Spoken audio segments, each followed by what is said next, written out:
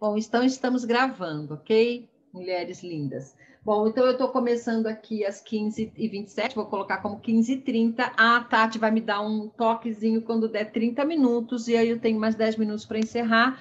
O meu tema é bastante extenso, eu queria que vocês entendessem isso, mas eu vou fazer uma pincelada. Óbvio que se vocês quiserem mais, é só me contactar e a gente marca um outro momento, tá bom? Isso não quer dizer que eu não possa nunca mais falar sobre isso. Eu vou compartilhar uma tela aqui com vocês, que é um PowerPoint, tá ok? Gente, eu estou como anfitriã, eu espero que não tenha mais ninguém para entrar, porque se tiver eu não vou ver, porque a hora que entra as telas, eu acho que já entrou todo mundo, né, Tati? Será? Você acha que tem alguém para entrar ainda? Tem Qualquer algumas coisa, pessoas que se inscreveram e não chegaram ainda, mas daí a gente desabilita a sala de espera. Como que eu faço isso? Espera um pouquinho. Lá embaixo, nos 3 pontinhos, tem a opção. Não tenho. Não tem uma opção habilitar sala de espera? Aí ela vai estar com um tique assim, né? Então, mas não tem. Porque eu Não? não sou anfitriã, ela me passou o anfitrião. Eu não sou anfitriã. Eu estou como anfitriã por causa da minha tela que eu vou compartilhar. Habilitar. Ah, achei! Eu desabilitei a sala de espera, gratidão! Ok, então vamos lá. Então agora todo mundo entra. Gente, a sala tem que ser aberta. Vamos embora. Eu estou aqui. Então vamos lá, pessoas queridas.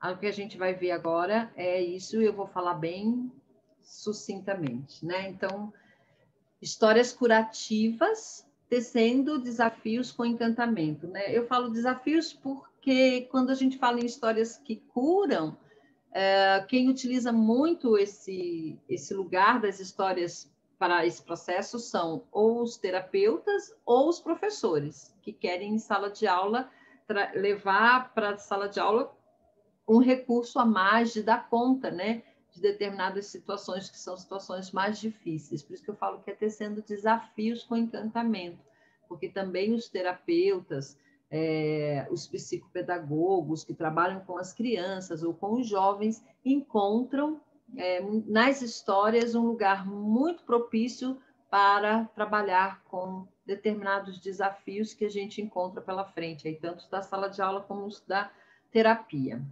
Então, vamos lá. Eu vou começar contando para vocês, então, aqui lendo um poema do livro Mulheres que Correm com Lobos, da Clarissa. E aí, eu tô tentando dar cabo de uma tarja que está aqui, e ela não sai, eu não sei para onde eu enfio ela, eu não consigo fechar ela para eu poder ler, mas tudo bem, eu sei mais ou menos de cor. Sempre que se conta um conto de fadas, a noite vem. E não importa o lugar, não importa a hora, não importa a estação do ano. O fato de uma história estar sendo contada faz com que um céu estrelado e uma lua branca entrem, sorrateiros pelo beiral, e fiquem pairando acima das cabeças dos ouvintes. Às vezes, ao final de um conto, o aposento enche-se de amanhecer. Outras vezes, um fragmento de estrela fica para trás, ou ainda, uma faixa de luz rasga o céu tempestuoso, e não importa o que tenha ficado para trás. É com essa dádiva que devemos trabalhar.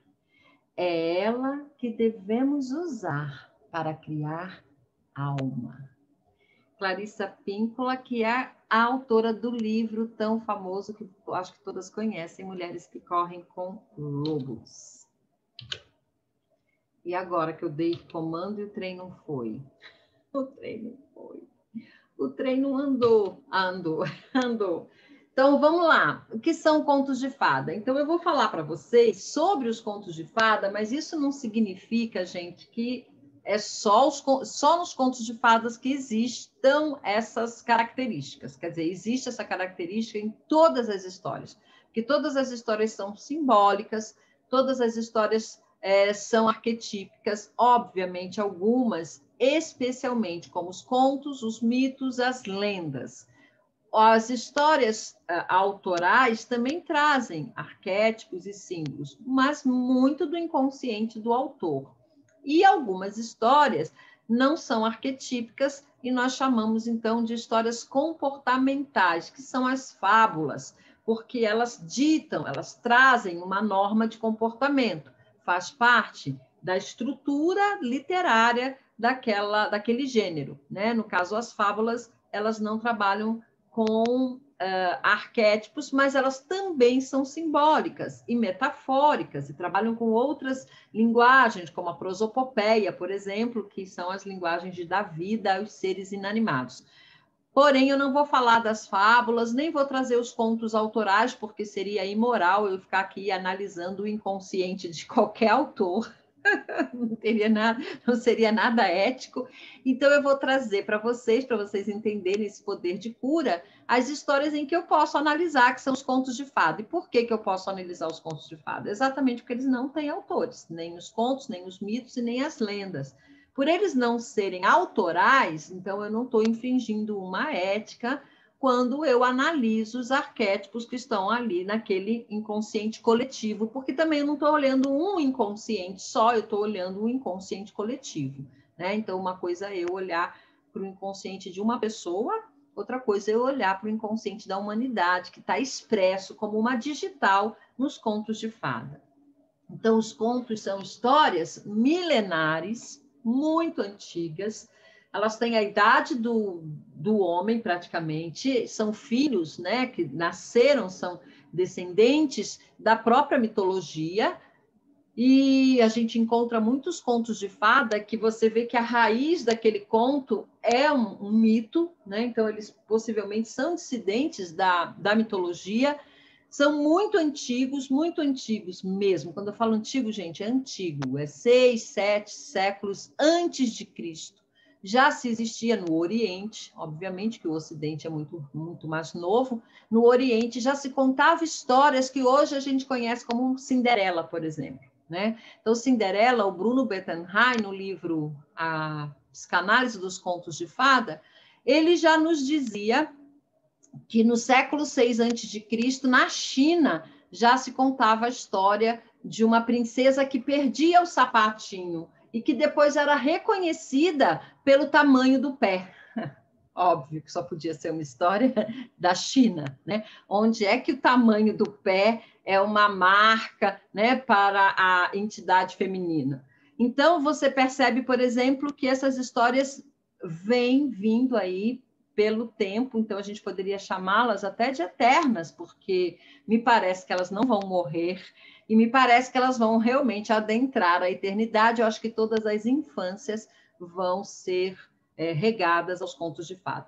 Então, esse fator delas serem muito antigas, delas serem milenares, e delas serem contadas pela oralidade, atravessando o tempo, porque pensa numa história que foi contada no século VI a.C., e por que ela se mantém viva até hoje? Obviamente que, a partir de 1800, os irmãos Grimm recolheram ela e escreveu, mas antes de 1800 já tinha muitos séculos que ela ficou sendo mantida viva pela oralidade, não tinha livro, não tinha escrita, e a história estava ali, povoando o inconsciente daquele povo, depois de um outro povo, depois de um outro povo, de um outro povo. Então, o que essas histórias nos dizem é que há dentro dessa história, por exemplo, quando a gente for falar de arquétipos, vocês vão entender, há dentro dessa história, por exemplo, uma digital do ser humano. Por quê? Porque na medida em que ela é contada na China, daqui a pouco ela vai para o Japão, daqui a pouco ela vai para a Índia, daqui a pouco ela vem para a Europa, daqui a pouco ela vem para as Américas. E essa estrutura dessa oralidade, em cada país que ela passa, em cada povo que ela passa, vai deixando nela um registro da identidade daquele povo, mas muito mais do inconsciente coletivo daquele povo, que é o que a gente vai entender um pouquinho o que é isso. E aí esses contos, na verdade, eles têm uma riqueza, por isso eles não podem ser mexidos, por isso não pode ter governo nenhum mexendo em conto de fada, por isso não pode ter nenhuma igreja dizendo o que pode ser, o que não pode ser, porque assim como ninguém da literatura vai mexer na Bíblia, dizer que a Bíblia também tem que ser mexida, a igreja também não tem que mexer nos contos de fadas, porque se aquilo lá é sagrado, aqui para a literatura os contos de fadas também são sagrados. E são sagrados, são sagrados porque são de Deus, são sagrados porque são do homem, mas do humano enquanto trajetória do seu inconsciente, enquanto tudo que ele armazenou na sua experiência de vida. Imagina uma experiência de vida milenar do humano registrada de forma arquetípica em um espaço literário que são os contos de fada. Isso é sagrado, isso não pode ser mexido, isso não pode ser alterado. Não tem governo e nem tem igreja que possa ter domínio sobre esse tipo de ação, né? Sobre o que é sagrado realmente dentro dos contos de fada é mesmo sagrado. Tá? Então, nós estamos falando de histórias que trazem marcas do humano através de séculos. Marcas, como é que eu sei essas marcas? Marcas do inconsciente coletivo. Bom, primeiro a gente vai ter que entender o que é inconsciente coletivo. Aqui eu trago que, durante toda a história da humanidade, deixa eu tirar a tarja daqui, por favor. Fala para cá.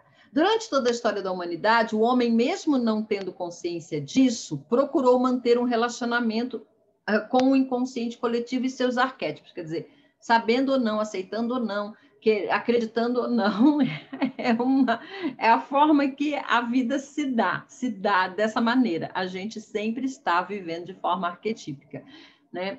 Entre os povos antigos, isso se dava por meio da interpretação dos sonhos e das histórias contadas ao redor da fogueira. Os contos de fadas, assim como os mitos, as lendas e as fábulas, falam a linguagem da alma, são similares aos nossos sonhos e nossas fantasias. Mas o que é o inconsciente coletivo, né? Então, aqui eu já parto para o símbolo, então deixa eu voltar aqui para o inconsciente coletivo. Deixa eu ver se eu vou falar depois. Aqui. Jung, mas aqui ele já estou explicando o que é arquétipo. Deixa eu explicar o que é inconsciente coletivo, então. Então, vamos lá, gente. Vamos entender o que é um inconsciente coletivo. Eu sei que muitas pessoas já sabem, mas não custa dar uma explicação um pouco para a gente poder acessar, entender essa linguagem que eu estou falando. Cada um de nós temos uma parte em nós que é consciente, né? Que é essa que diz quem eu sou, que eu acordo de manhã e digo eu sou Susana, não digo eu sou Joana d'Arc, né? Hoje eu sou Joana d'Arc, né? Então, essa parte minha que sabe quem eu sou, que sabe que eu sou professora, que sabe que eu sou esposa, que sou mãe, isso nós chamamos de consciência, né? Minha consciência, minha parte consciente, tá? Mas ela é pequena em mim, ela é muito pequena. Ela quase que não chega a 10% do que eu tenho de psique. Então, a minha psique é conhecida, é consciente apenas em 10%. O restante nós chamamos de inconsciente. Esse inconsciente, então, ele é gigantesco, ele é grande, ele é quase 90% da minha psique. Embora eu não saiba, porque é inconsciente, embora eu não tenha acesso, porque é inconsciente, ele comanda a minha vida. Então, é importante vocês saberem que o inconsciente ele tem muita força. Embora a gente não saiba, ele é extremamente forte e ele comanda a nossa vida. Ele comanda tudo que a gente cria muitas vezes pela nossa consciência. Isso aí já é um passo, né? Uma expansão que a gente consegue chegar para chegar numa criação consciente, mas a maior parte das nossas criações são produzidas por este lugar em nós que nós não conhecemos, que é o nosso inconsciente. E a gente cria muita coisa pelo nosso inconsciente, né? Não vou falar sobre isso, posso falar isso em um outro momento. Bom, então, nós temos o inconsciente pessoal. Depois nós temos o inconsciente familiar, que é onde estuda o Beth Helling as questões das constelações familiares. Quer dizer, esse inconsciente familiar, embora eu não saiba, embora eu não conheça meu avô, meu bisavô, nunca vi, morreram antes de eu nascer, não tem problema. Você está conectado a esse avô, a essa avó, esse bisavô, esse tataravô, por um lugar quântico que nós chamamos de inconsciente familiar, e é onde a gente faz os estudos teóricos e práticos das constelações familiares. Depois se expande um pouquinho e nós vamos para o inconsciente coletivo, ou seja, o inconsciente familiar já é um inconsciente coletivo, mas está falando apenas do teu sistema. Quando você sai, então, vai para o inconsciente coletivo, você já está falando de um povo, né? E quando você expande mais um pouquinho, você vai para o inconsciente planetário e mais um pouquinho nós vamos para o inconsciente espiritual. Ou seja, nós somos seres imersos em todos esses inconscientes, desde aqui do meu individual, ao meu familiar, ao meu povo, ao meu planeta e ao cosmos, né? Ao inconsciente espiritual. Bom, esse lugar em nós, que nós desconhecemos, que nós chamamos de inconsciente, quando nós estamos imersos, como nós somos hoje, a ciência já chegou nesse lugar, né? Que nós estamos em rede, que nós estamos conectados, que nós estamos emaranhados, que nós somos energia. Então, isso tudo que a gente está falando, na verdade, é uma energia que a gente também dá o nome de campo. Campo. Esse é um campo sistêmico, um campo energético. E esse campo energético, ele tem informações. Ok? E essas informações, elas são atemporais.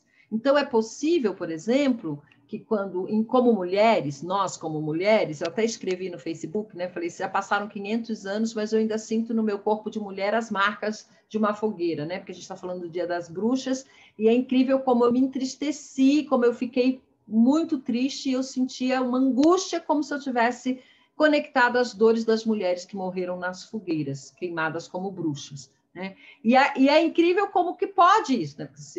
Não sei se eu morri em outras encarnações, quem não é reencarnacionista nem vai passar isso pela cabeça, mas não precisa, o fato existe uma conexão como mulher, como nós todas como mulheres, a gente se conecta, então, às dores das nossas antepassadas, dos nossos antepassados e das mulheres que povoaram o planeta. É impossível não se conectar com isso, não se conecta de forma consciente, isso a gente se conecta de forma inconsciente, porque o inconsciente é um mar emaranhado, um mar onde tudo está ligado, um mar onde tudo está se relacionando, onde tudo está conectado.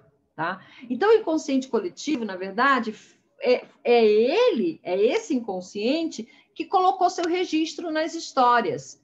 Por que ele deixou seus registros? Porque passaram por muitas bocas, muitas vozes, muitos ouvidos, muitas gerações. Né? E conforme as pessoas vão trazendo as suas gerações, seus conflitos, elas vão trazendo sua vivência, sua experiência, que vai passando. Mas como é que eu sei que o lobo mau é uma experiência ou que a bruxa é uma experiência? Aí é que a gente vai entrar, porque as histórias são simbólicas e as histórias são arquetípicas. Então, a gente vai entender. O símbolo, né? As histórias traduzem toda a emoção em um símbolo. Esse símbolo é pessoal e também traduz tudo que eu sinto em um arquétipo, e o arquétipo já não é mais pessoal, o arquétipo já é coletivo. Então, o símbolo e o arquétipo são resumos, são extratos da alma. Extratos é como se eu pudesse tirar uma fotografia da minha alma, como se eu pudesse tirar uma fotografia daquilo que eu sinto, e nessa fotografia tem uma imagem, né? E essa imagem, então, ela é uma imagem que me remete ou para a minha história pessoal ou para uma história coletiva de um povo. Vamos entender um símbolo, por exemplo. Um símbolo fácil de ser entendido, eu sempre conto essa história, é a do chocolate diamante negro que meu pai trazia de viagem. Eu sempre conto essa história. Meu pai viajava, ele era viajante, ele viajava, ele vinha um final de semana assim, outro não. E quando ele chegava, ele trazia de presente para a gente o chocolate diamante negro, né? Quando ele morreu, eu tinha 15 anos. Até os 15 anos, eu nunca liguei para chocolate. Depois dos 15 anos, eu passei a me tornar uma pessoa compulsiva por chocolate, não era qualquer chocolate, era o chocolate diamante negro.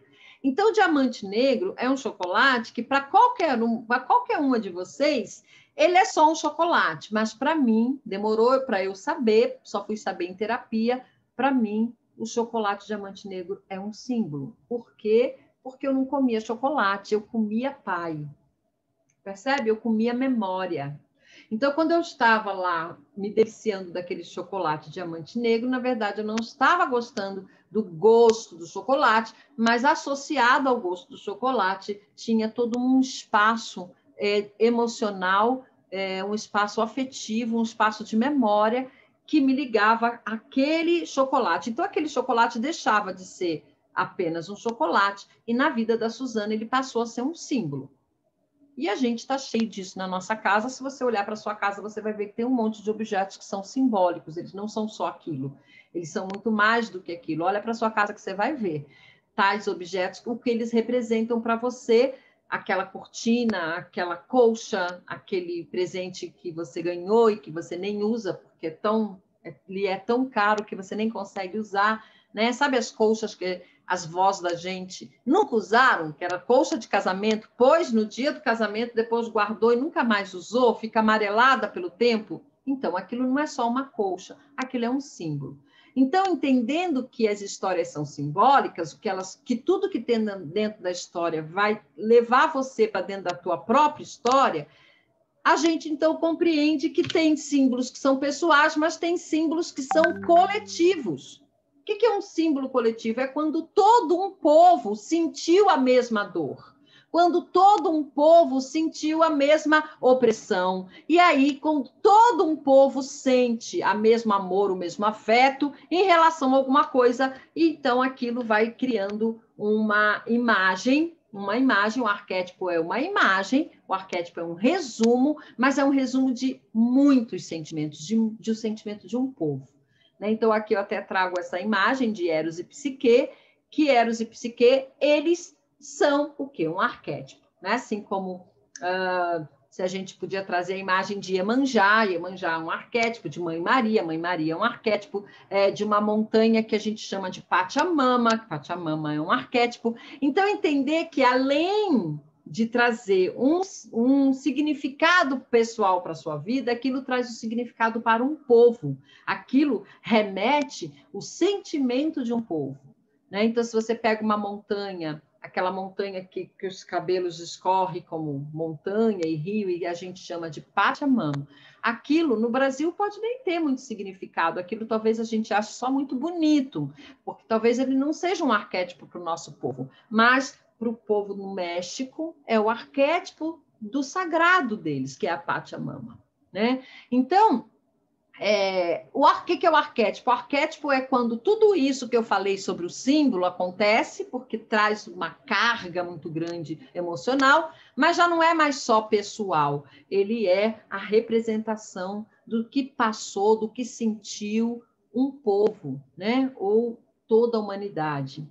Então, temos aqui uma definição de Jung, porque esse termo arquétipo, né, foi Jung que nos deu de presente.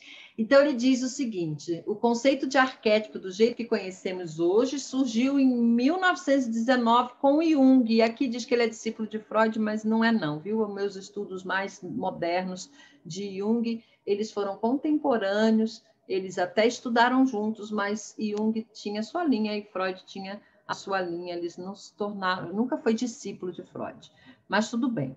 Então, Jung diz o seguinte: segundo eles, arquétipos são um conjunto de imagens primordiais, ou seja, imagens primordiais no sentido de primeiras imagens, originadas de uma repetição progressiva de uma mesma experiência durante muitas gerações e são armazenadas onde? No inconsciente coletivo. Então, o inconsciente, que é aquilo que eu falei primeiro, que é um lugar onde a gente se conecta com o todo, também tem imagens que se conectam com todos. É incrível, gente, mas é incrível. Eu vou até contar para vocês algumas histórias sobre... É que eu sei que meu tempo é curto, eu não queria me perder, mas, por exemplo, a mais nova pesquisa colocou...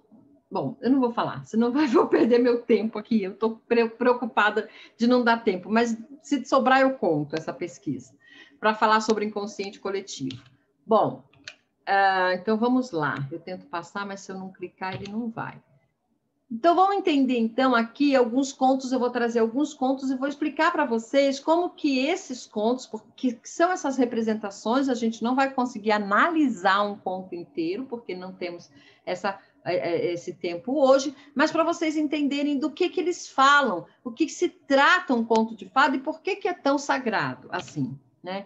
Então, vamos entender um pouquinho, uma das coisas que eu gosto que se compreenda é que a primeira coisa que o conto traz, a primeira dor que o conto traz é uma das maiores dores do humano, que é a ruptura. E essa ruptura acontece em diversos momentos na nossa vida, mas a primeira, né, é quando a gente sai da unidade. Quando a gente sai da unidade, que é o início, e os contos, então, todos os contos de fada vão trazer esse momento da unidade e vão trazer a ruptura logo na sequência, que é talvez o nosso maior trauma. E o que é sair da unidade? Né? Quando a criança, quando o bebê está no útero da mamãe, esse bebê está imerso na unidade, porque ele está dentro da mamãe. Ele e a mamãe são um, né? Então, eu gosto muito da metáfora de dizer que ele está no paraíso, está em Deus, está no paraíso, está em Deus. Por quê? Porque ele não sente fome, ele não sente frio, ele não sente nada, ele está ali protegido, ele não tem medo, ele não tem... nada está assustando, ele está completamente em Deus, ele está no paraíso, que é a metáfora do paraíso não cabe melhor em lugar nenhum, a não ser dentro dessa vida intrauterina. Mas em algum momento esse bebê é expulso, começa a ser expulso, porque o útero começa a fazer contrações para expulsar esse bebê do paraíso, né? E aí ele começa a sentir medo e ele começa, então, a perceber que ele está sendo expulso de um lugar do paraíso, desse lugar que é um conforto para ele. E quando ele nasce, propriamente dito, ele sente dor, que ele não sabia o que era, ele sente frio, que ele não sabia o que era, ele sente fome, que ele não sabia, então ele começa a assim, ter noção do sofrimento que até então ele não tinha, então ele se sente realmente abandonado da unidade, quer dizer, esse lugar me expulsou. E daí nasce, então, o nosso primeiro sentimento de separatividade. Esse sentimento de separatividade que é uma ilusão, mas que ele nasce nesse momento dentro dessa primeira ruptura. E é essa primeira ruptura que eu fui abandonado, né? Eu fui expulso, eu não estou mais... eu cometia, porque esse lugar de eu cometi algum pecado, que a própria Bíblia traz, né, que associa essa expulsão a um pecado, é exatamente esse lugar que o inconsciente vai para isso, mas por que eu estou sofrendo? Né? Eu cometi algum erro. Né? Então, a primeira roda, que a gente chama de círculo vicioso, do momento em que a criança, que o bebê, se sente culpado porque fez alguma coisa, esse é o primeiro, nessa ruptura, nesse lugar. Por que eu estou sofrendo? Alguma coisa eu fiz para estar sofrendo, porque eu não conhecia a dor, né? Eu estava sem dor, eu estava sem fome, eu estava sem frio, e agora eu estou no sofrimento.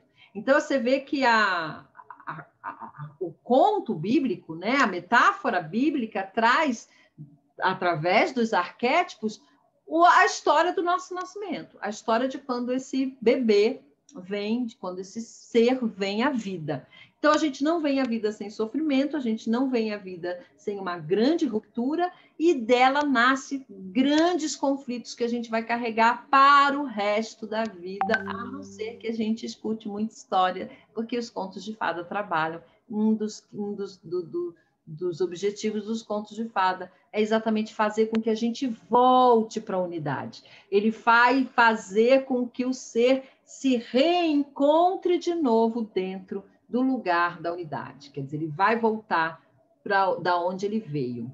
Ok? Então, deixa eu dar um clique aqui.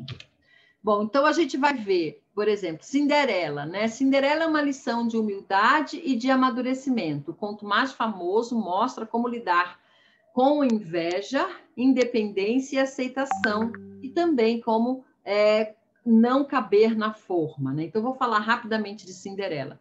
Bom, Cinderela é uma das histórias que eu mais gosto. Eu gosto demais desse conto, exatamente porque, diferente de como muita gente aborda Cinderela, como ela submissa, passiva, como uma bobalhona, né? Cinderela não é nada disso. Cinderela, é verdade, ela tem uma resignação muito grande.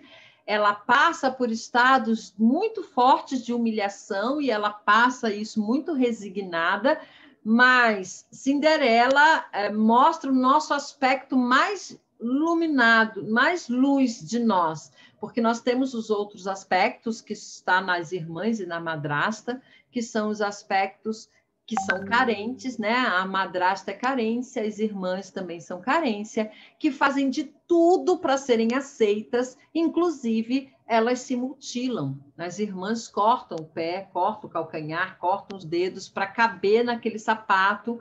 Então, assim, meu autossacrifício para que eu possa ser aceita, o meu autossacrifício para que eu possa ser amado é tão grande que eu faço qualquer coisa para caber dentro dessa forma, para que você me ame, para que você me leve, para que você, né? Então, elas fazem coisas absurdas para serem aceitas. Esse é o nosso aspecto carência em nós, um aspecto que faz qualquer coisa. Mas nós temos um aspecto luz, e ele é representado pelo arquétipo dessa princesa, da Cinderela, que é o arquétipo que não se submete, que não entra na forma, que aceita as dores da vida, que aceita o lugar em que a vida te colocou, porque ela aceita dormir nas cinzas do fogão, ela tem resignação, ela passa por humilhações, mas ela não se sente humilhada, né? E ela consegue, aí tem outros arquétipos que vão acrescentar a Cinderela, que são os 3 dias de baile, e as 3 vestimentas que ela vai, que nós podemos dizer que são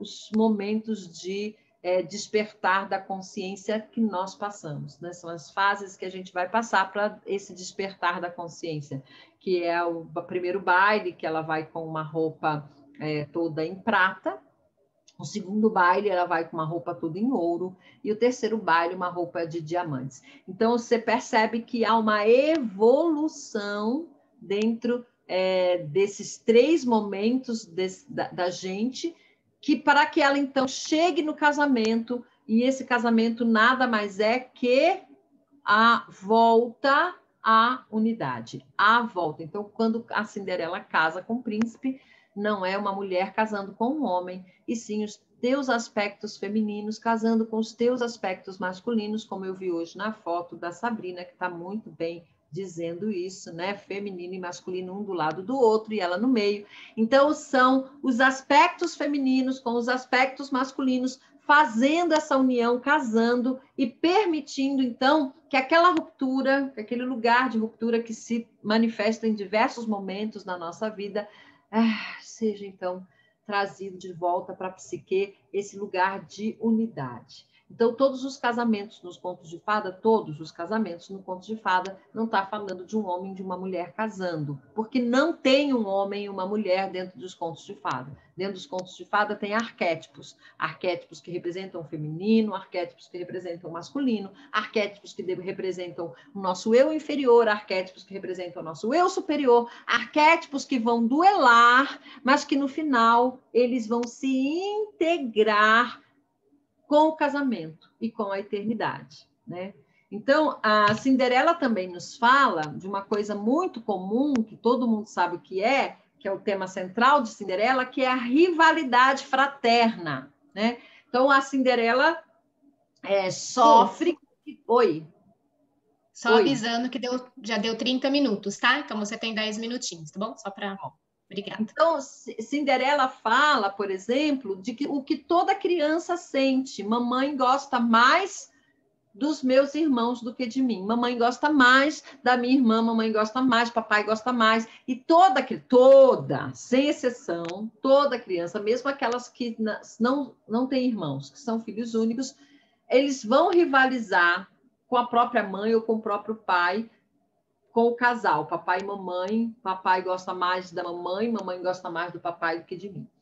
Então, esse lugar em que eu estou abandonada, que vem daquele sentimento primeiro, quando eu nasci, quando a gente nasceu, daquela primeira ruptura, eu fui abandonada, eu fui expulsa, né? Eu não sou querida, alguma coisa eu fiz de errado. Esse lugar em nós se repete na criança, ele é constante, e Cinderela dá à criança, então, a oportunidade de lidar com essa rivalidade, porque ela vai ver irmãs muito protegidas pela mamãe, então a criança vai se identificar com aquela Cinderela, com aquela Cinderela sofrendo tudo aquilo que ela também sofre, mas no final as irmãs são castigadas, a mãe é castigada e quem é premiada é Cinderela. Então a criança sente que, ai, que delícia, aquilo traz para a psique da criança uma catarse, um lugar de confiança, de confiar nela mesma, de confiar na vida, de confiar que as coisas se resolvem, né? De que ela não precisa ficar naquele lugar de dor, até porque Cinderela não fica vítima, não é vítima, então a criança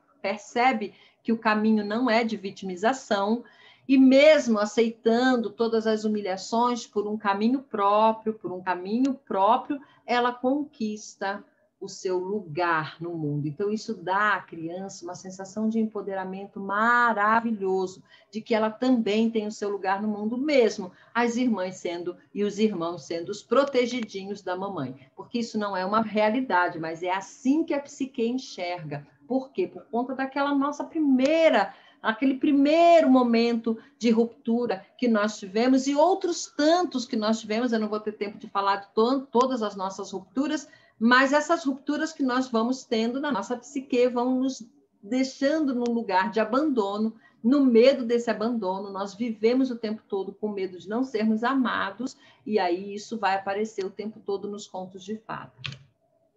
A ruptura, dela vem o conflito, só para vocês entenderem, esse lugar que a gente sempre vai ter, esse lugar que eu fui abandonada, que eu não sou querida, que eu não sou amada e tal, é daí que nascem os conflitos nos contos de fada. Uma outra coisa que aparece nos contos de fada é a morte da mãe, sempre no começo das histórias, ou a mãe morre ou a mãe some, né? Que simboliza esse momento crítico na vida das crianças, que é chamado da perda do paraíso, que é esse lugar, quer dizer, eu não estou mais conectada à minha mãe, né? Então, essa é uma grande ruptura nos contos de fada. A mãe sempre vai desaparecer, vocês vão ver, em todos os contos ela vai desaparecer e vai dar lugar a quê? A bruxa, a madrasta, a feiticeira. E aí todo mundo fala, ai, mas por quê? Porque há de ter uma identificação, quer dizer, é muito perigoso para a criança, para a jovem, para os jovens, ter uma identificação só com a mãe boa, né? Por quê? O próprio Beth Helling fala isso. A pior coisa que a gente traz para trabalhar depois nas constelações é quando a gente não consegue ver a mãe como humana, a mãe como ser que erra, a mãe como pecadora. Então, a criança tende a colocar a mãe dentro de um arquétipo, né? Que é a mãe sagrada, o pai sagrado, imaculado, não pode ter nenhuma rachadura, e não pode mesmo, são arquétipos sagrados. Pai e mãe são arquétipos sagrados, mas pai e mãe de verdade, que não são arquétipos, são humanos. E aí, então, quando esse humano precisa entrar na história, o inconsciente traz, então, um outro representante, um outro arquétipo. E aí, então, entram as bruxas, as feiticeiras e as madrastas, para que você não tenha que ter contato com o defeito da mãe, ou o defeito do pai, ou a sombra da mãe, ou a sombra do pai. E a identificação com a mãe boa é um sério risco à individuação da mulher. Afinal, ela precisa ter um comportamento feminino autêntico e não um modelo, porque o arquétipo é o modelo, e não um modelo típico padrão. Então, por exemplo, quando a menina começa a se identificar com a mãe vai virar aquela heroína para a menina vai passar batom igual a mãe, vai usar o salto da mãe, vai pentear o cabelo igual a mãe, vai tudo a mãe. Esse modelo feminino não pode perdurar muito tempo. Em algum momento, essa menina vai ter que ver que essa mãe não é tão boa assim. Porque senão, o que vai acontecer? Ela não vai criar o seu próprio feminino, ela não vai para as suas composições individuais. Em algum momento ela precisa romper, que é o que a gente chama dentro da psique, que é o momento em que a gente mata pai e mãe, né? Que a criança e o jovem mata pai e mãe. Esse matar é matar na sua psique, é ver que eles têm defeitos, que eles não são tão perfeitos assim. Isso causa uma dor no jovem, ele vai para uma revolta muito grande, na jovem também, mas é extremamente importante, porque senão ela não se constrói, ela fica só repetindo um padrão que não é dela. Então, a individuação é importantíssimo para a criança ter a bruxa, e que é exatamente o que o governo quer tirar as bruxas, quer tirar as madrastas. Não pode, não tem como, gente. Se você tirar isso dos contos de fada, você não permite que essa menina, que esse menino criem sua individuação a partir de si mesmo, vai ficar sempre calcados em modelos e estereótipos dos seus pais, o que não pode, isso não pode acontecer. Isso, se acontece, você vai ter problema lá na frente.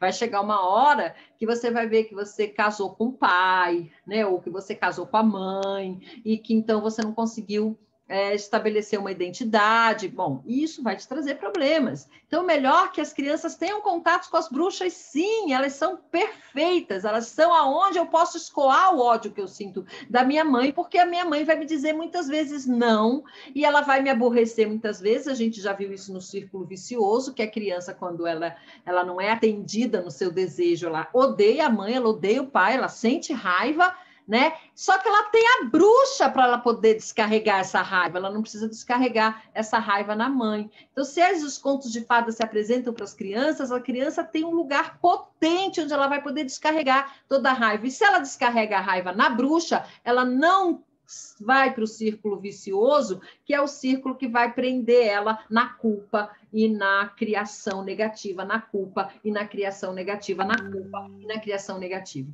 Porque, obviamente, que se ela sente raiva da mãe e do pai, ela vai se sentir culpada, porque são duas coisas que acontecem ao mesmo tempo. Eu sinto ódio, porque meu desejo não foi satisfeito, mas eu também amo esses seres, então isso gera culpa e gera uma criação negativa que vem através da culpa. Então, a bruxa é extremamente bem-vinda. A bruxa precisa existir, as feiticeiras precisam existir, a madrasta precisa existir, só que elas precisam ser castigadas. Elas precisam sofrer um fim digno para que eu possa, então, me sentir vingada, né? Ai, até que, enfim, esse mal não está mais aqui, esse mal foi embora, esse mal sumiu, esse mal morreu.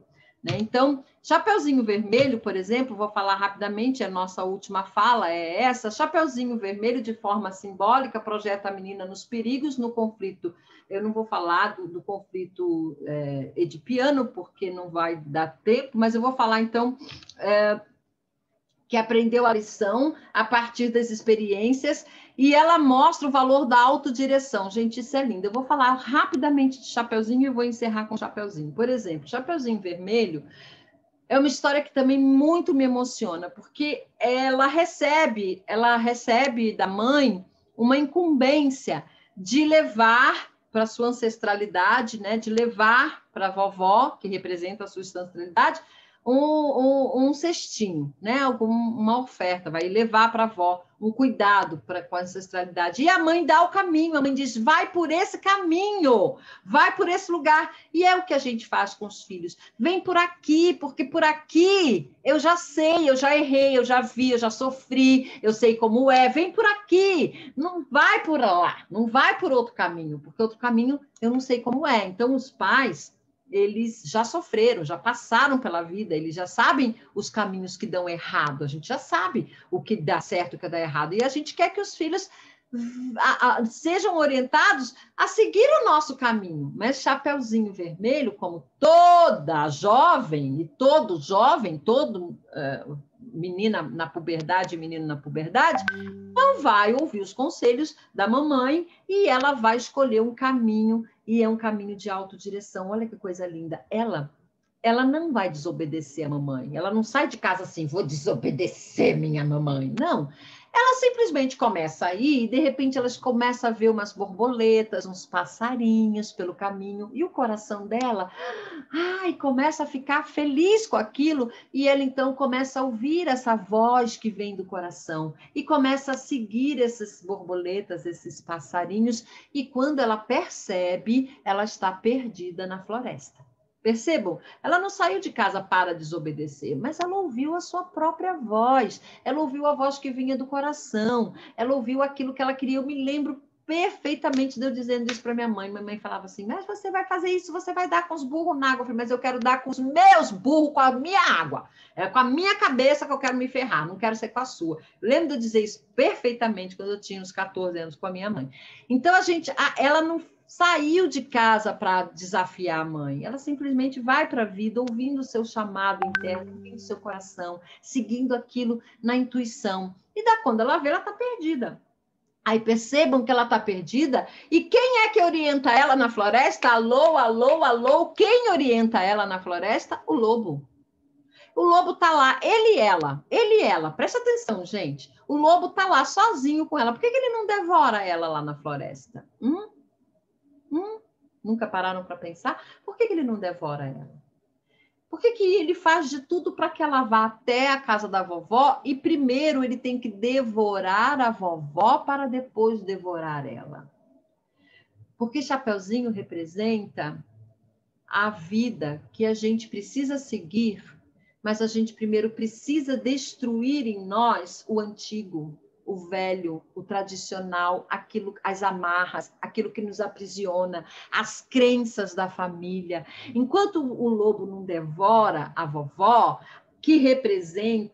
a vovó representa o antigo, a tradição, aquelas crenças, aqueles valores que já não são mais os meus, mas que eu ainda trago por fidelidade, eu trago aqueles valores. Enquanto o lobo não devora a vovó, ele não consegue me devorar. Porque a intenção do lobo, que é uma intenção sistêmica, o lobo não está representando o mal aí, mas ele está representando a vida. A intenção da vida é exatamente fazer com que eu me desamarre dessas tradições. E aí sim, o lobo come primeiro a vovó, depois o lobo come a Chapeuzinho, e o caçador abre a barriga e as duas saem vivas. E vou dizer para vocês, que todo mundo fala que é absurdo contar isso para as crianças. Da barriga só sai vida, viu, gente? Morte sai do furifó. É do furifó que sai as mortes. Da barriga é só vida que pode sair. E as duas saem vivas. E saem vivas e unidas. Percebam? A vovó e a Chapeuzinho agora elas estão ressignificadas. Porque o lobo já devorou o que dessa ancestralidade eu não precisava mais carregar. Dessa ancestralidade eu não preciso mais carregar, mas tem muita coisa nessa ancestralidade que eu vou ter que carregar. E aí, vovó e netinhas estão vivas, reconstruídas e prontas para um novo começo. Então, o Chapeuzinho mostra exatamente tudo que a gente precisa se livrar, que a gente vem carregando dos nossos antepassados, que a gente precisa que o lobo devore, que esse lobo sistêmico, né, devore, que ele tire, que ele limpe, que ele faça essa limpeza do que eu não posso carregar, para que fique leve esse meu caminhar com a minha vovó. E aí esse caminhar novo com a minha vovó é de reverência e é de honra.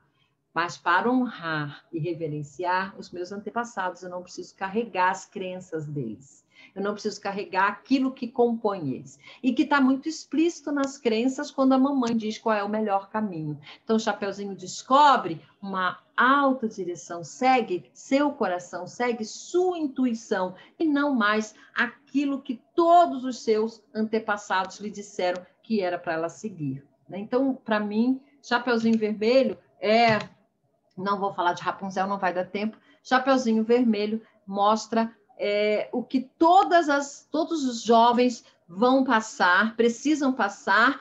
Então, é uma história que deve ser contada, principalmente para os jovens entre 10 a 13 anos, porque, por mais que eles pensem que é uma história infantil, eles vão dizer, Chapeuzinho Vermelho, mas contem, porque Chapeuzinho vai dar chaves para que eles possam acessar a autodireção interna, eles possam acessar esse lugar de ouvir o próprio coração, de ouvir a sua própria voz, de tirar suas próprias conclusões e não ficar dependente ou fiel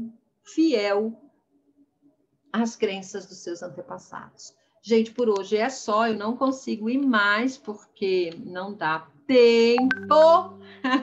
Mas aqui, só para terminar, dizer assim, olha, todos os contos de fada terminam com o casamento, como eu falei para vocês, e os casamentos, ou se não é casamento, é um final feliz, e os casamentos e os finais felizes é quando o ser volta para a unidade, é o retorno, porque tudo aquilo que estava díspare, tudo que era díspare, tudo que estava na dualidade, que estava na separação, naquela ruptura de separação, lembra? E foi para a separação, foi para a dualidade, tudo volta e se unifica. Então, os contos nos levam de volta para o útero, nos levam de volta para a unidade, nos levam de volta para a integração, que é o único lugar onde a gente consegue realmente ser feliz. Então, que vocês possam, a partir de agora, olhar com mais carinho e amor para essas histórias potentes e saber que elas realmente trazem muita cura, muita cura. Eu vou fechar aqui e vou me despedir de vocês, passando a minha vez, a minha bola. Gente, foi um super, hiper prazer. Quem quiser saber mais sobre o assunto, é só me procurar, tá? Eu sou terapeuta sistêmica, sou consteladora familiar, trabalho com os contos de fada e sou contadora de história. Um super beijo. Muito obrigada. Gratidão. Linda, maravilhosa. Não canso de ouvir, eu escuto milhões de vezes e não canso de escutar e de aprender cada vez mais. Cada história é uma mais maravilhosa do que a outra, né? Coisa louca, louquíssima, assim, de pensar em tudo que traz, né? Que tem por trás das histórias. Gratidão, Su. Agora, então, vamos com a Sabrina. Su, você pode colocar como anfitriã?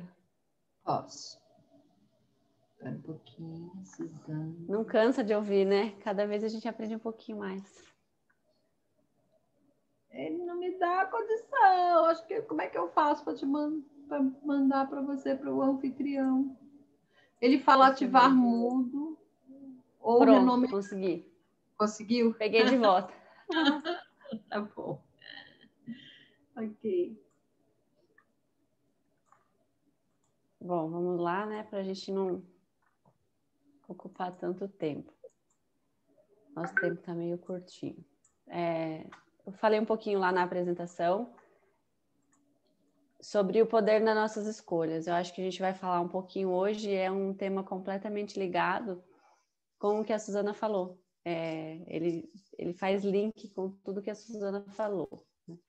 Bom, eu me chamo Sabrina, eu sou a idealizadora do canal Ocupe Seu Lugar no Mundo, no Instagram, para cá, para esse lado. E realmente eu acredito nisso, que todo mundo tem um papel aqui. E já me formei em coaching, hipnoterapia, vivi no mundo dos negócios e toda essa jornada aqui de descobertas também. E aí eu vou fazer uma relação das nossas escolhas com o tempo e com o nosso planeta, né, com a Terra. Como no fim está tudo interligado e liga muito ao inconsciente coletivo que a Suzana comentou aqui. Nós, direcionados numa frequência de tempo onde a gente foi imposto que tempo é dinheiro, a gente vai falar um pouquinho ali na frente de calendário, mas eu vou fazer um resuminho aqui. A gente vive numa frequência onde tempo é dinheiro e, obviamente, a frequência vibracional, a física quântica já nos mostra que nos coloca naquela frequência, né? E aí a gente está sempre perdido, sempre sem ter tempo, se sentindo... não tenho tempo para nada, não consigo fazer as coisas, falta tal coisa, conquista uma coisa, está pensando na próxima, porque a gente está numa frequência de vibração, né? E eu não sei se vocês sabem, quando eu me deparei com esse conhecimento, eu falei, gente, como eu nunca pensei nisso antes. O calendário que a gente segue, o calendário chama gregoriano, ele foi criado por um papa, por isso o nome Gregório, porque o papa gregoriano, porque o papa chamava Papa Gregório. E ele não tem muito fundamento. Ele veio primeiro, depois do calendário juliano, e ele não tem um fundamento, ele não existe uma linearidade, né?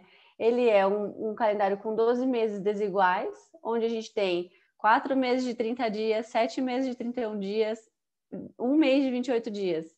E a cada 4 anos tem os 29 dias.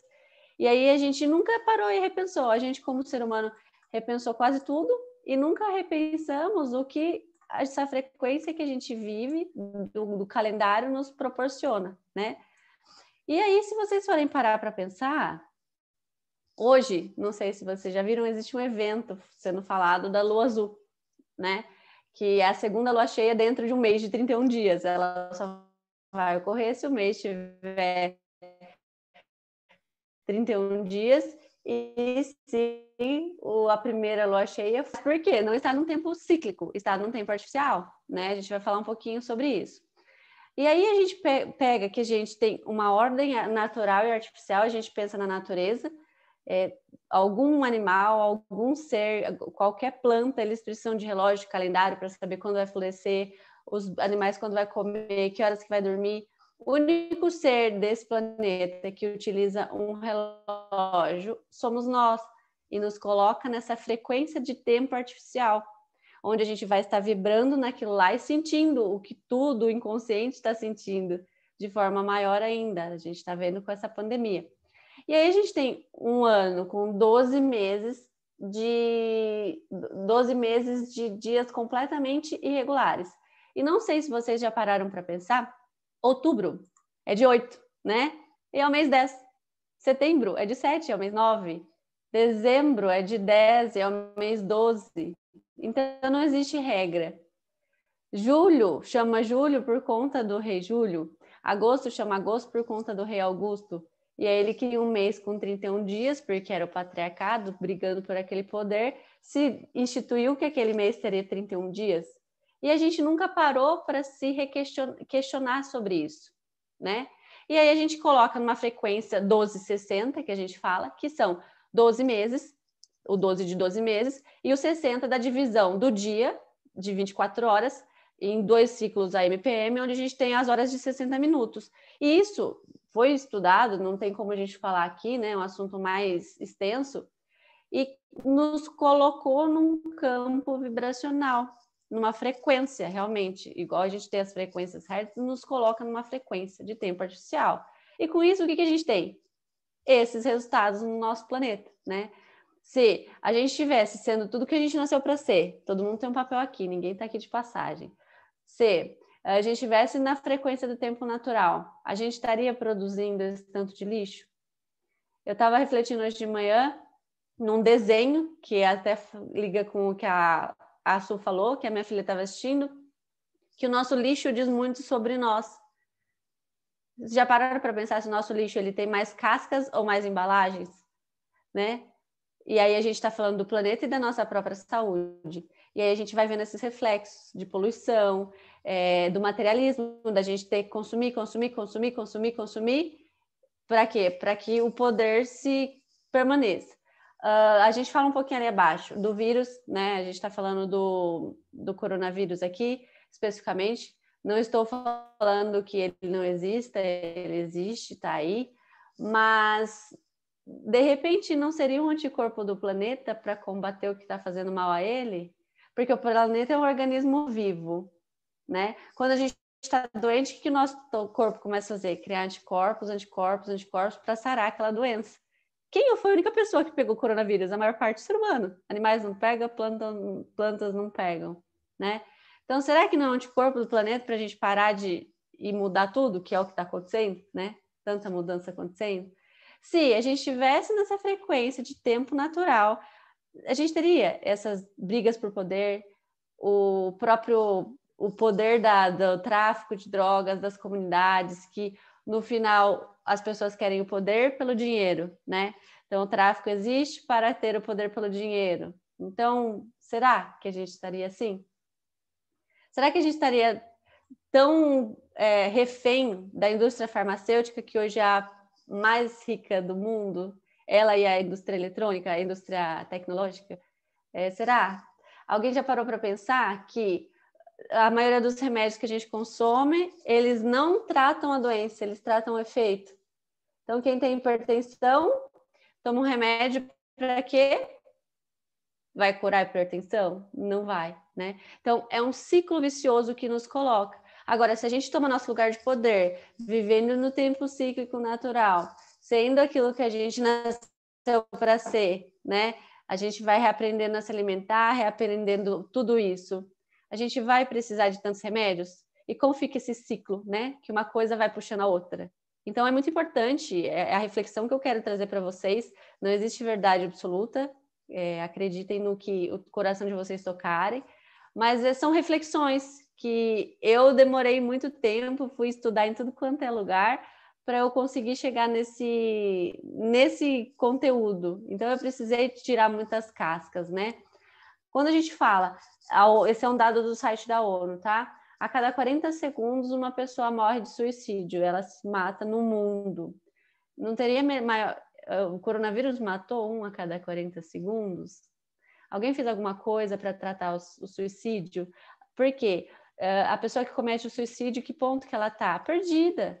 Ela não está conectada com a essência, o que ela nasceu para ser, ela não está no tempo cíclico, ela está olhando a rede social do outro, vendo que a vida dela é uma porcaria, ela está comparando a vida dela de bastidor com a vida de palco do outro, né? Ninguém vai postar, que nem eu estava com ruinzinho esses dias de gripe. Eu não vou postar a foto que eu estou com gripe, né? E aí a gente acaba comparando a nossa vida de bastidor com a vida de palco do outro. Então, são reflexões importantes para a gente pensar que tempo nós estamos vivendo, né? Quais as consequências que um tempo artificial nos traz? Essa irregularidade, que traz uma confusão mental, né? Como a gente consegue explicar o tempo para uma criança? Vai ser daqui 5 dias o Dia das Crianças. Tá, o que é 5 dias? Você pode ficar no parquinho 1 hora. O que é 1 hora você fazendo algo que você está gostando ou algo que você está odiando? O tempo ele não é dessa dimensão. E aí o que nós, como seres humanos, evolução, fizemos? Tentamos colocar ele dentro de uma caixa e entregar para as pessoas. E o que isso fez? Nos colocou dentro de uma caixa. Onde a gente tem os dias-feira, né? Segunda, terça, quarta-feira, quinta-feira, sexta-feira é os dias de trabalhar. Sábado, domingo, festou, né? Aí a gente vai lá, bebe, come. Segunda volta para aquela horror, muitas vezes, daquele trabalho que a pessoa tá. Então, percebe? Se a gente for olhar a natureza, tem sábado, domingo e feriado, né? E isso quer dizer que a gente tem que morrer de trabalhar? Não, a gente tem que pensar no tempo como um fluxo da vida. E aí a gente que fala de fluxo, se a gente pega um galho de árvore e joga lá no rio, ele vai descer, ele vai pensar, eu tenho que ir para a direita, eu tenho que ir para a esquerda, eu vou virar, eu vou bater, eu vou parar em tal pedra. Não tem, né? O passarinho, ele sai pensando toda a rota. Ele tem sim um planejamento, mas não é o que a gente faz de estar realmente condicionado, a gente é condicionado. E aí a gente tem essa sensação de nunca ter tempo, o tempo parece acelerado, só que será que o tempo que parece acelerado a gente está acelerando? Porque a gente está escolhendo ou sendo escolhido? A gente está, eu tenho que fazer isso, eu tenho que fazer aquilo, eu tenho que ligar para alguém, eu tenho que responder a tal pessoa, né? A própria vida social, que a tecnologia, depois de 2012, aumentou muito isso para nós, né, seres humanos, a vida social, ela acaba sendo, de certa forma, tem que, né? Eu tenho que ir almoçar na casa do meu pai esse fim de semana, porque eu tenho que ir, não é porque eu estou querendo, não é porque eu estou sentindo. Por que eu tenho que ir, né? Eu tenho que estar nas reuniões tal. Não tem, a gente tem que sentir. E aí a gente vai se acumulando de coisas para fazer e se sente sempre estafado. E aí a gente vive para quê? Para pagar a conta, né? E aí, se a gente for colocar isso num sentido mais racional, mais mental, a gente tem a física quântica, né? A física quântica, como a gente está vendo aí, ela nos coloca em níveis de frequência vibracional. Agora, qual frequência vibracional a gente está vibrando? No medo, né?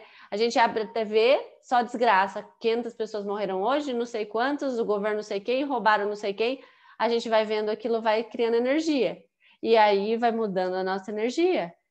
Então, a gente está vibrando em qual energia? E aí começa a vir mais do mesmo, é como se fosse um imã. A gente está sentindo medo, vão vir mais situações para a gente sentir medo. A gente está sentindo angústia, vão vir mais situações para a gente sentir angústia. Por quê? É como se fosse um imã que o universo vai mandando aquela energia que ela é igual, né? Então, é importante a gente pensar muito nisso, porque quando a gente está nessa baixa frequência, a gente é manipulável. A gente é totalmente manipulável, porque a gente pega o celular, que é a chupeta, né? A chupeta do adulto, a chupeta digital. A gente pega o celular para querer achar alguma resposta para uma dor que a gente está sentindo, ou a gente vai buscar numa comida, ou a gente vai buscar numa bebida. A gente vai buscar sempre externo, na matéria. Ou a gente vai buscar no sexo, ou a gente vai buscar na compra, ou alguma compulsão. A gente sempre tem algo que tapa nosso buraco emocional, sendo que o ponto é simplesmente sentir aquilo que está acontecendo, acolhe, reflete e trabalha. E aí começa a diminuir a frequência com que aquilo vem acontecendo. Então, é muito importante. A TV, a internet, eu vivi no mundo de vendas muito forte por 11 anos. E eu estudei muito comportamento humano e tudo isso para a gente aplicar em vendas.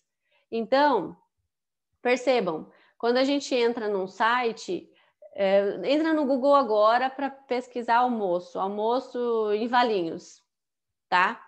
95% das pessoas escolhem na primeira página. Agora, quem escolhe o que está na primeira página é o Google. Se perguntem, quem está escolhendo onde a gente vai almoçar?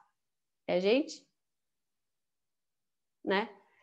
Existem alguns equipamentos, para vocês terem ideia, tem um equipamento chamado Eye Tracker, que ele capta calor de temperatura do olhar, que eles colocam nas lojas. Então, eles colocam nas lojas, a gente entra lá nem percebe, estão captando para onde a gente olha primeiro, e eles vão colocar naquele canto que todo mundo olha, na hora que entra naquela loja, eles vão colocar o que eles querem vender. Então, a gente está querendo comprar, ou a gente está pensando ou está sendo pensado? A gente está escolhendo ou está sendo escolhido? Né? Quando a gente vai na internet, que agora está tudo na internet, a gente vai lá comprar alguma coisa, tem 3 condições, 3 pacotes. O do meio, o mais pobrinho e o melhorzinho, certo?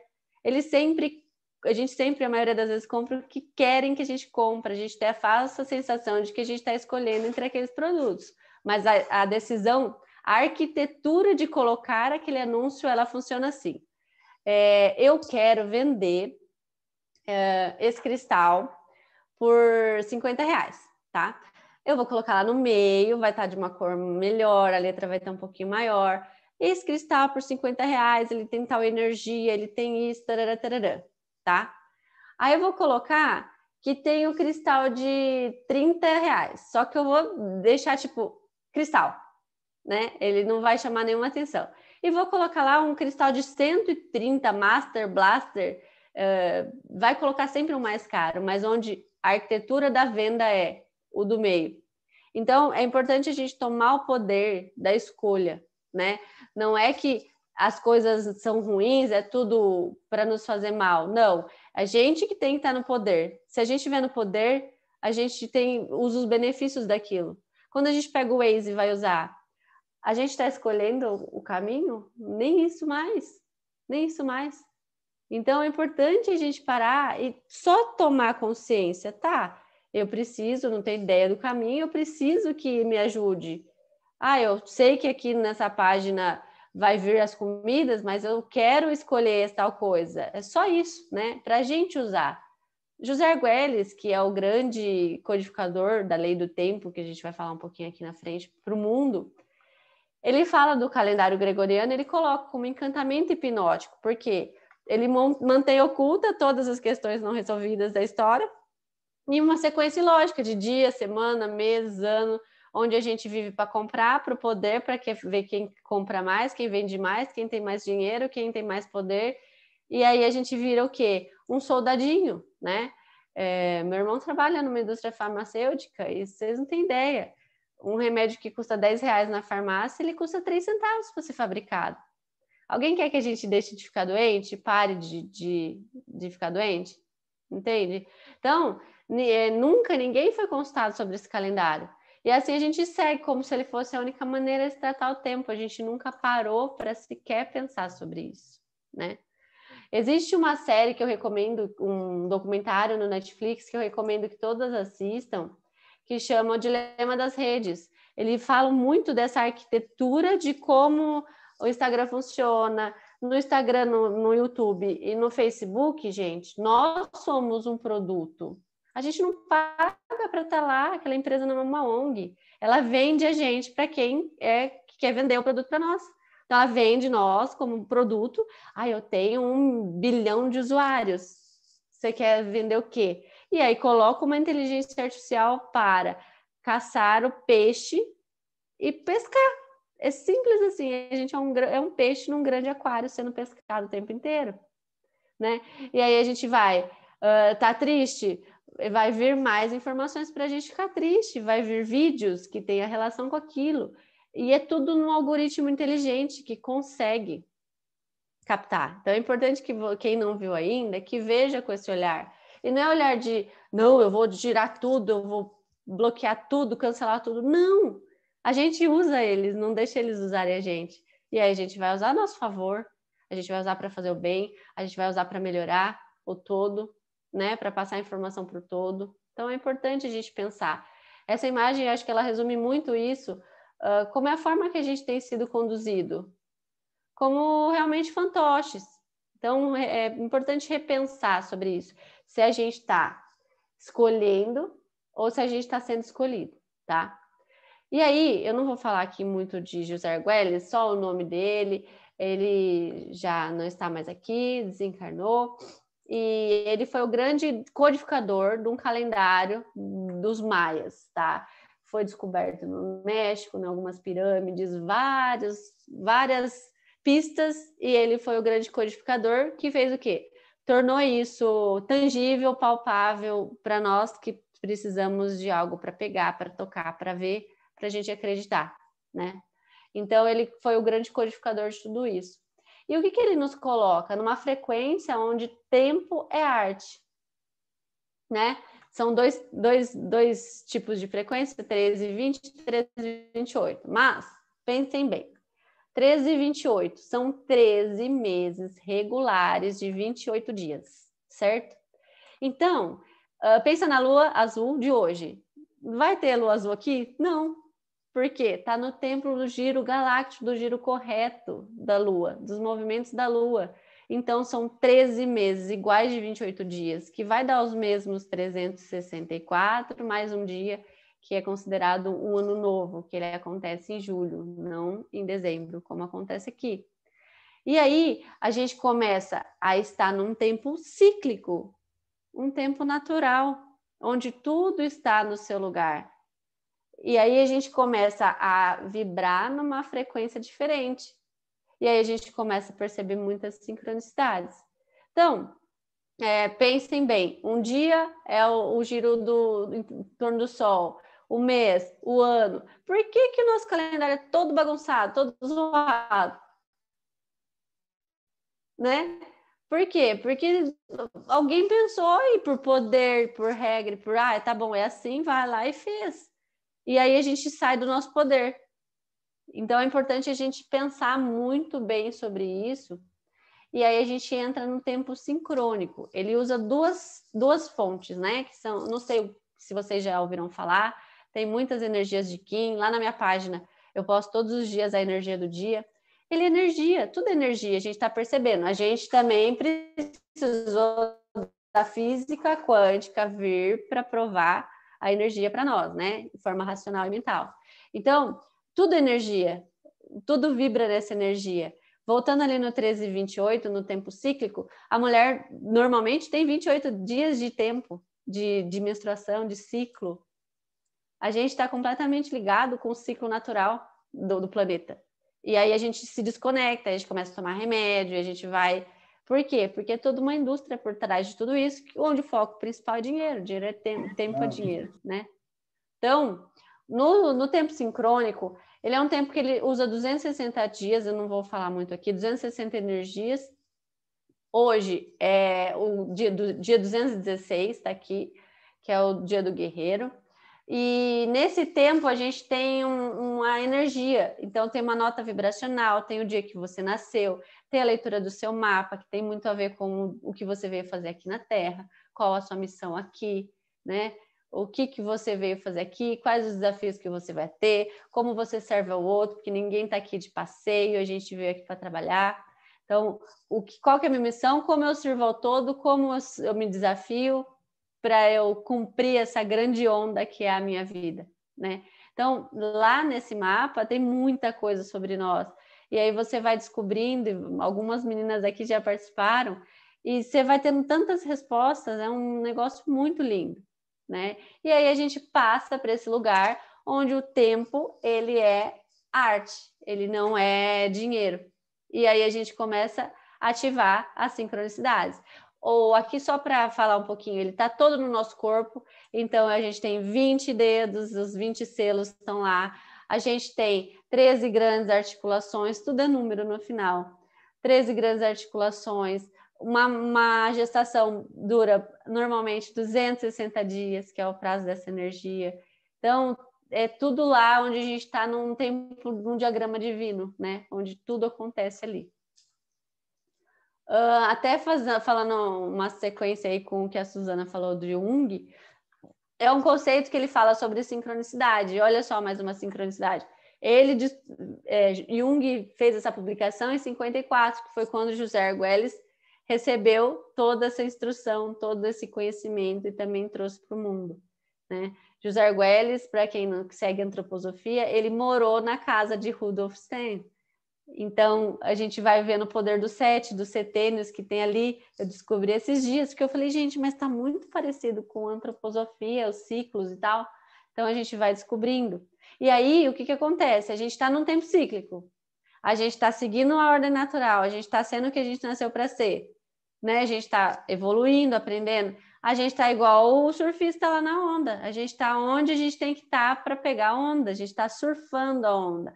Vai vir a pessoa certa, o conhecimento certo, a cura certa, o tratamento certo, porque a gente vai estar alinhado com aquilo que a gente veio para tratar aqui. Somos seres em evolução, né?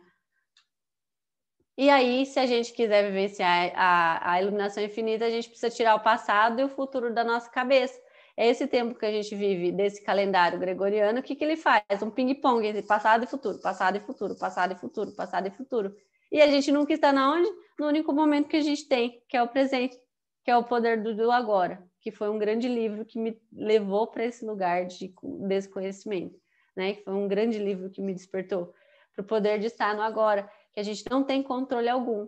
E aí a gente vai vivendo a nossa vida, muitas vezes com reflexo do passado, que é o que a Su falou ali, né? Da criança ferida, esperando um amor, interferindo no nosso futuro sem viver o momento presente. Então é importante a gente refletir. E com tudo isso, todos nós pensando, todos nós vibrando, todos nós levando tudo isso para lá, a gente manda isso para a esfera da nosfera, que é a camada de pensante do nosso planeta. E aí a gente rege para onde que a gente vai, né? Se a gente vai evoluir mais, se a gente vai evoluir menos. E imagina só, se a gente está com as pessoas no tempo cíclico, vivendo a energia do dia, é como se a gente tivesse uma grande meditação coletiva todos os dias, porque é uma energia, é uma frequência vibracional.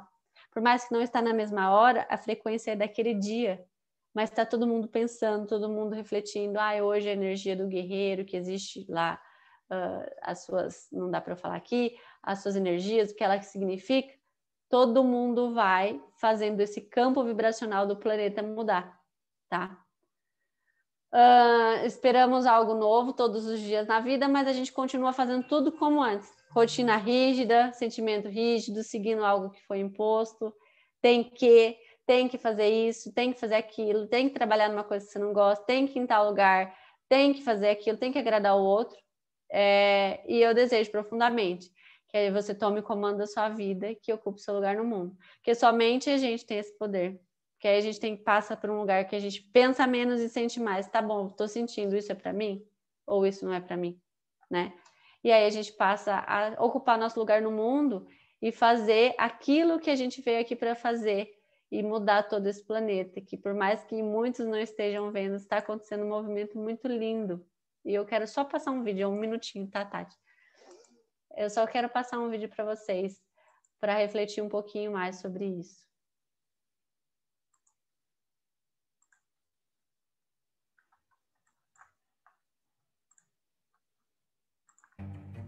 Dá para ver? O som também? Sim, Tati. Sati.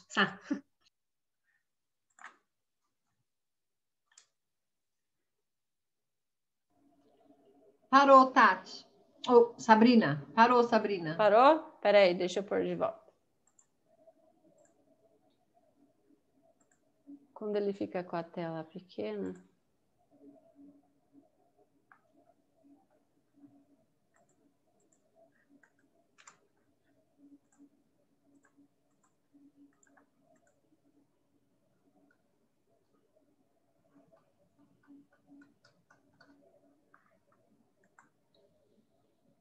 Peraí, que tinha travado tudo aqui. Pronto. Tá certo? Certo. Tá a tela inteira? Tá.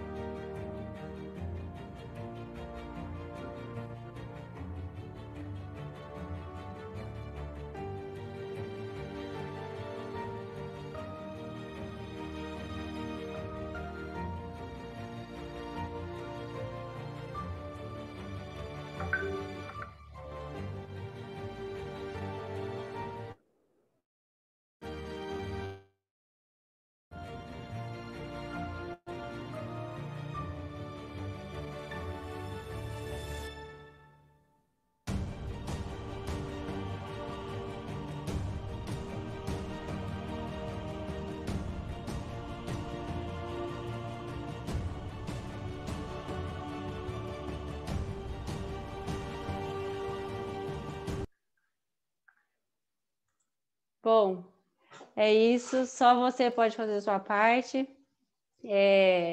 Depende de cada um de nós. Sigam minha página, tem as energias do dia. Se quiserem seguir lá, só de ler aquela frequência é uma vibração, você já vai se alinhando. E aí começam a vir sincronicidades assim surreais. Eu agradeço muito. E agora eu passo a palavra à Tati para não apertar tanto o tempo dela. Arrou! Lindo, Sá, gratidão. Lindo, né? Como a gente tá no automático, né? Quanta cutucada, né? Acorda, gente, vamos acordar. Muito bom. Então agora é com você, Tati. Vocês estão me ouvindo bem? Tá saindo som legal aí? Sim. Então tá jóia.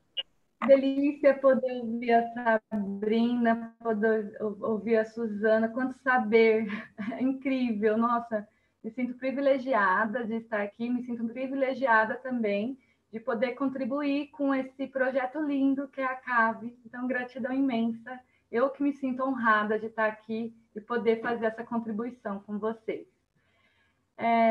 Eu vou pedir gentilmente, encarecidamente, para as pessoas que estiverem com as câmeras fechadas, puderem abrir. É muito importante para nós, como palestrante, poder olhar nos olhinhos de vocês, poder fazer essa troca de energia. Eu me preparei para esse momento, passei esse batom para estar linda aqui para vocês, mas vocês podem ficar muito à vontade, sintam-se muito à vontade para poder aproveitar esse momento aqui.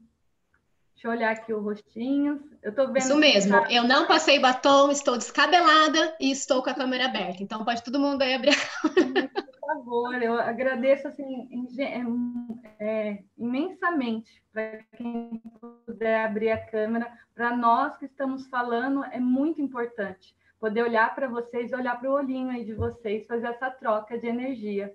Deixa eu olhar aqui o rosto de vocês. Eu estou vendo que está presente a Beth, minha orientadora em palestras, da Cilos Eventos, muito feliz também de vê-la aqui.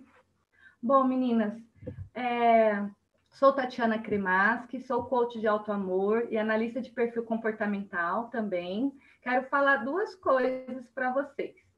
Para quem ficar até o final, né, ficar mais um pouquinho aqui comigo, tem um presente para vocês e também contar uma